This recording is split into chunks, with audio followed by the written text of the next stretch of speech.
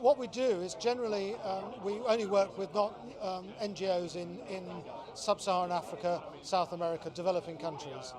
And so 20 PCs, for example, will kit up a computer classroom in a school. And when you think we send 250 at a time in a container, that's a hell of a lot of classrooms that you can deal with in one go. And what we then tend to do is they have to have generated power in some way to power that, which allows us to then provide telemedicine equipment to the hospital nearby.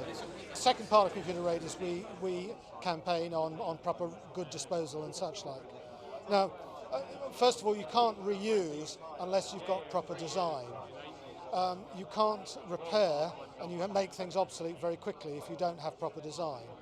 Now, there's no incentive to actually spend money designing properly, getting rid of all the toxins that go into the manufacturer, unless the manufacturer has some financial penalty that he has to pay for bad design.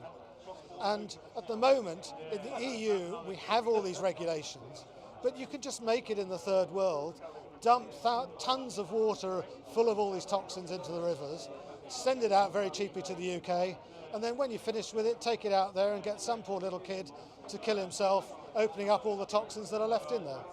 So to my mind, if you extend the responsibility globally, wherever in the world the company has to pay for exactly what they made and what they included in it, then very, very soon it'll go. And there are lots of people who are already making electronic equipment, not PCs, that are pretty sustainable and can be reused and rejigged very quickly. The EU has some regulation, and that has all sorts of flaws in. For example, there is no targets to reuse. There's no, in fact, requirement to reuse, and the EU legislation only requires the producer to pay by market share. So there's no incentive to design better or actually to produce better. Even in the United States, there is no federal legislation. One or two of the states, like California, are introducing these things, but the majority of them don't have any legislation. And America is, it's the biggest consumer in the world of all this stuff, and it's where the companies that make it are based. That's the other big thing.